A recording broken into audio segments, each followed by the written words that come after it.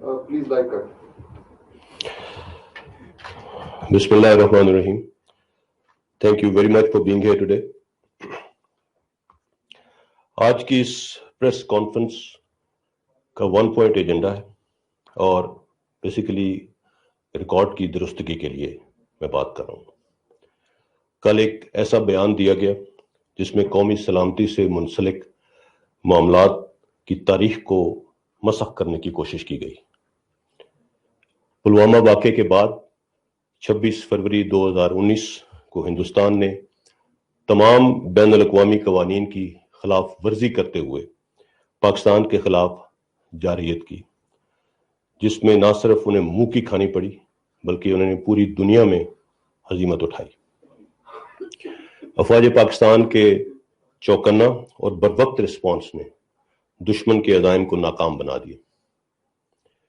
دشمن کے جہاز جو بارود پاکستان کے عوام پر گرانے آئے تھے، ہمارے شاہینوں کو دیکھتے ہی بدحواسی میں خالی پہاڑوں پر پھینک کر چلے گئے. اس کے جواب میں افواج پاکستان نے قوم کے عزم و حمیت کے عین مطابق دشمن کو سبق سکھانے کا فیصلہ کیا. اس فیصلے میں پاکستان کی تمام سول اور ملٹری قیادت یکجا تھی. پاکستان نے اعلانیہ ہندوستان کو دن کی روشنی میں جواب دیا. ہم نے نہ صرف بھرپور جواب دیا بلکہ دشمن کے 2 جنگی جہاز بھی مار گرائے. ونگ کمانڈر ابھینندن کو گرفتار کر لیا گیا اور دشمن اس ساری کارروائی کے دوران اتنا خوفزدہ ہوا کہ بدحواسی اور پینک میں اپنے ہی ہیلی کاپٹر اور جوانوں کو مار گرایا. اللہ کی نصرت سے ہمیں ہندوستان کے خلاف واضح فتح نصیب ہوئی. اس کامیابی سے نہ صرف ہندوستان کی کھوکھلی قوت کی کلئی دنیا کے سامنے کھلی بلکہ پوری پاکستانی قوم کا سر فخر سے بلند ہوا اور مسلح افواج سرخرو ہوئی. پاکستان کی فتح کو نہ صرف دنیا میں تسلیم کیا گیا بلکہ خود ہندوستان کی قیادت نے اس شکست کا جواز رافیل طیاروں کی عدم دستیابی پر ڈال دیا.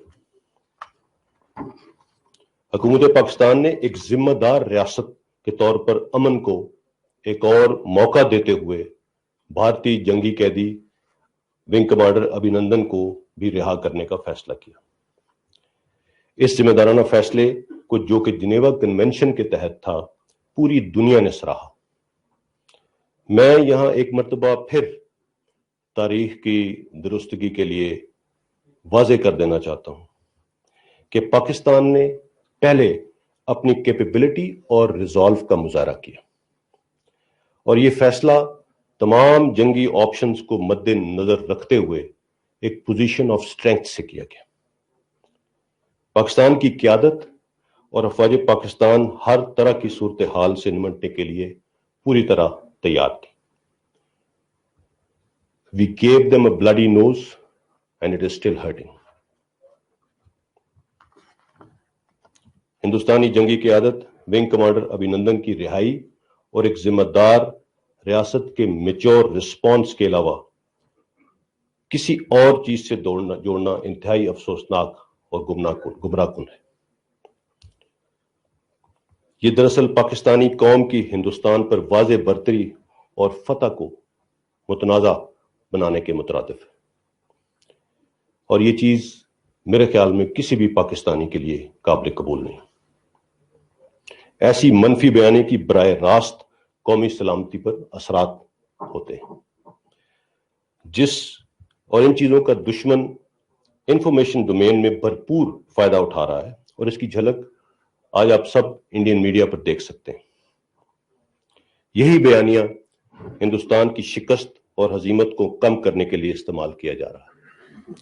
ان حالات میں جب دشمن قوتیں پاکستان پر ہائیبرڈ وار مسلط کر چکی ہیں، ہم سب کو انتہائی ذمہ داری سے آگے بڑھنا ہوگا. افواج پاکستان خطے کی سیکیورٹی صورتحال پر مکمل نظر رکھے ہوئے ہیں اور اندرونی اور بیرونی خطرات سے نہ صرف آگاہ ہیں بلکہ تمام چیلنجز کا مقابلہ کرنے کے لیے ہر طرح سے تیار ہیں۔ قوم کی مدد سے پاکستان کے خلاف ہر سازش کو ناکام بنائیں گے اور کسی بھی جارحیت کا انشاءاللہ منہ توڑ جواب دیا جائے گا۔ افواج پاکستان زندہ باد، پاکستان پائندہ باد۔ Thank you very much. آپ نے ابھی حوالے دیا جس پہ آپ نے گفتگو بھی کی، کچھ حالیہ بیانات ایسے آئے ہیں جن سے باہر یہ کیا جاتا ہے کہ مسلح افواج کی قیادت اور جوانوں کے مابین اس میں تفرقہ پیدا ہو سکتا ہے، ایک فاصلہ پیدا کرنے کی کوشش ہے۔ What is your take on it?